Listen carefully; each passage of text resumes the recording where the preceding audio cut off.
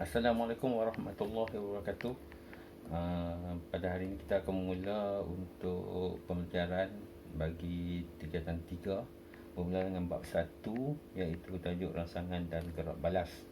Okey, untuk bab 1 kita mula dengan bab 1.1 iaitu sistem saraf manusia, yang mana ini akan melibatkan tentang bagaimana sistem saraf kita main peranan dalam mengesan segala rangsangan dan tindak balas yang akan dibuat oleh tubuh badan kita.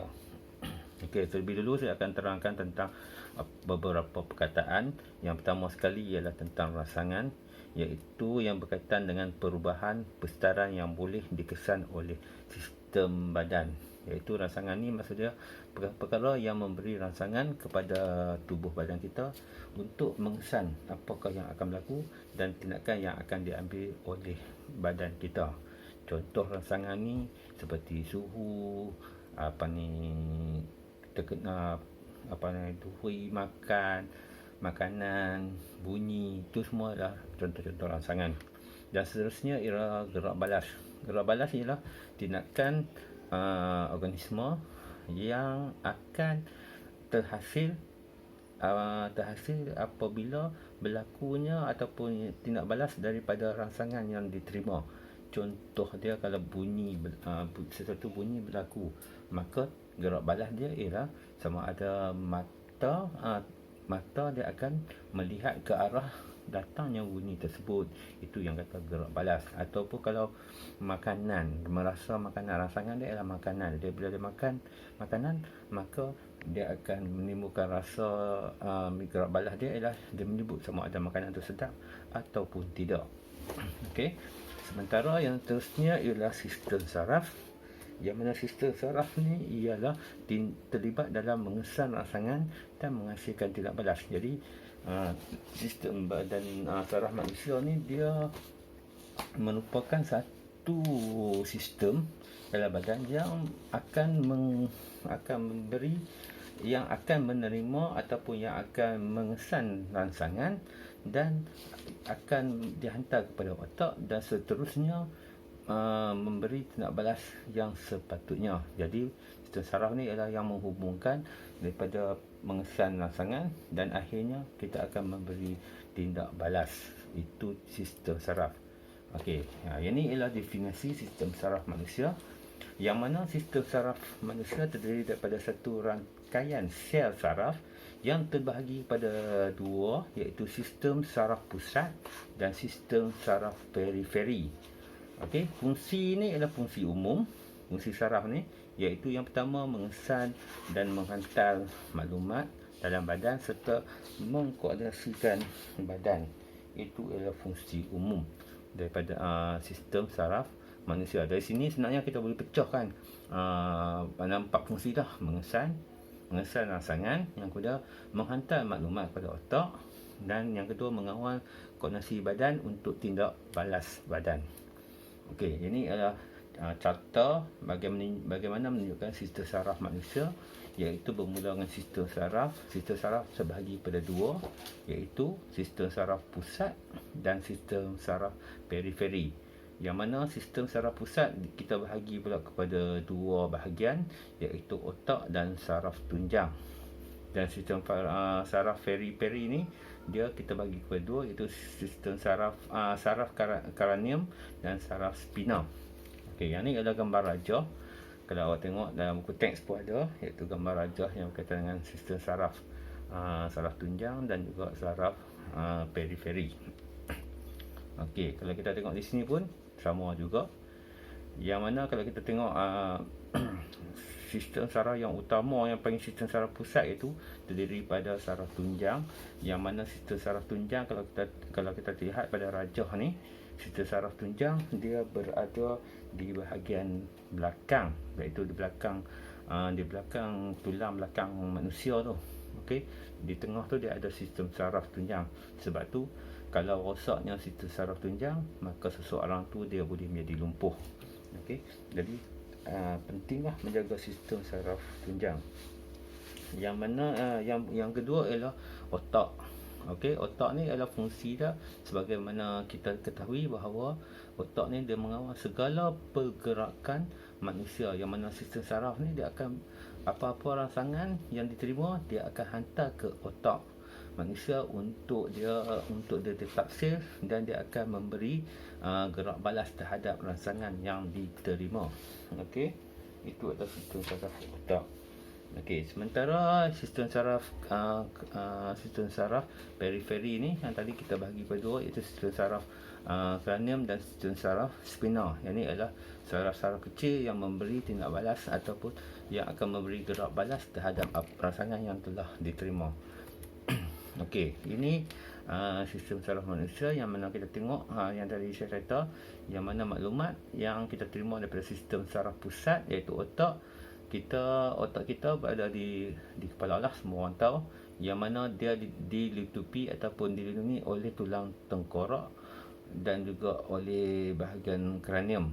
Okey, yang mana kita ada tempurung tu, tempurung kepala tu yang melindungi bahagian otak. Okey, terdiri daripada berjuta-juta neuron. Neuron ni adalah sistem saraf kita lah dalam tu kan.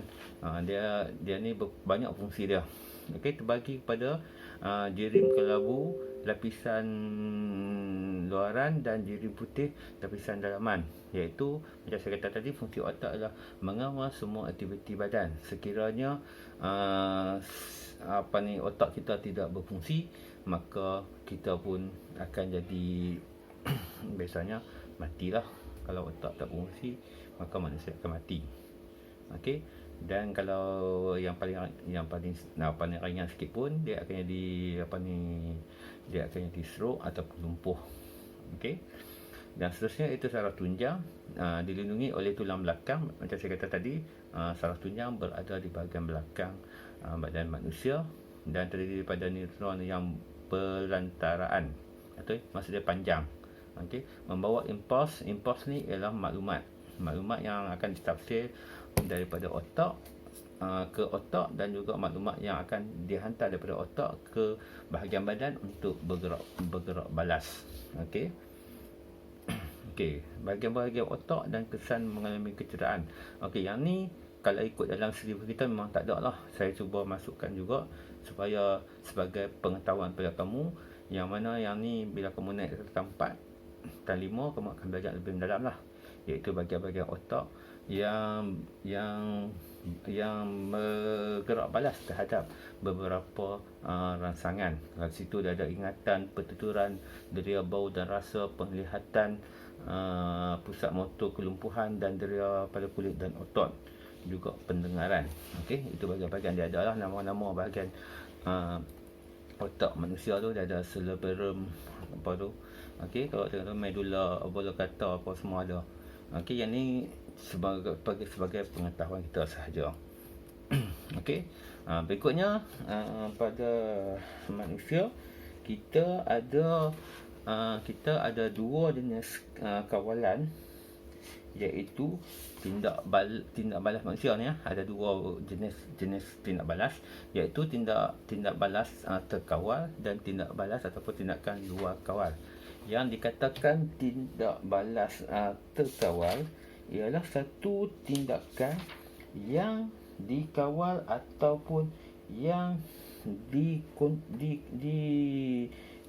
disedari dan berlaku mengikut kehendak diri seseorang. Maksudnya dia dalam kawalan seseorang itu. Okey. Dalam tindakan terkawal, otak mentafsir impuls saraf dan membuat keputusan. Maksudnya otak yang diterima rangsangan daripada kita tadi tu, dia akan mentafsir apa yang kita terima rangsangan. Contoh dia, kita lihat bunga raya. Okey, mata rangsangan dia adalah bunga tu ialah rangsangan, warna bunga tu ialah rangsangan, dan mata kita yang melihat. Mata kita ni kita tengok pada cahaya lah.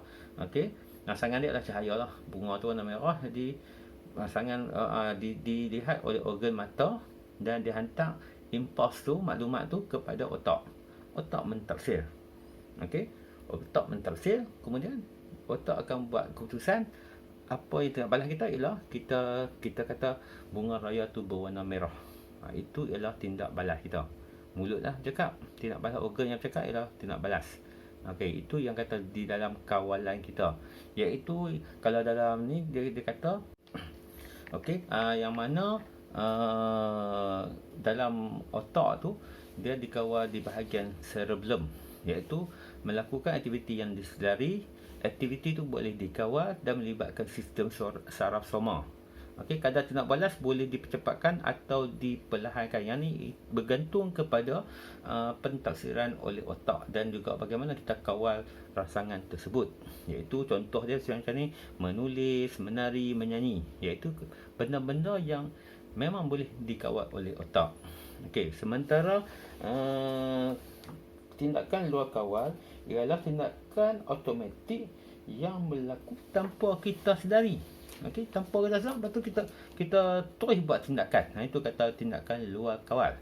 Iaitu yang mana di bahagian otak yang mengawal tindakan tersebut ialah dipanggil sebagai medulla oblongata. Itu dia ni yang akan mengawal, bukan mengawal tau, dia tempat di bahagian otak yang berlakunya perkara tindakan luar kawal, melakukan aktiviti tanpa disedari. Okey, aktiviti tidak boleh dikawal, ya. Nama pun tindakan luar kawal. Jadi aktiviti ni berlaku secara semula jadi ataupun secara tidak sengaja, iaitu melibatkan sistem saraf autonomi, iaitu kadar tindak balas adalah cepat. Contoh dia jintan jantung. Jintan jantung kita mana kita boleh kawal, kan? Kod kita boleh hang denyut 80 kali dalam masa seminit. Tak boleh. Dia jintan jantung ni dia berlaku bergantung kepada aktiviti kita. Kalau kita pergi lari apa, jintan jantung kita semakin cepat. Jadi yang tu kata luar kawalan. Ataupun proses peristalsis, iaitu proses pergerakan makanan dalam badan daripada esophagus tu masuk ke dalam perut. Dia panggil peristalsis. Okey. Jadi itu pun di luar kawalan kita. Ataupun perkumuhan. Lagi kamu tanya apa? Tu cikgu, macam melatah tu adakah ia dipanggil tindakan luar kawal? Ya, tindakan melatah ataupun kalau kita ketuk lutut tu kan.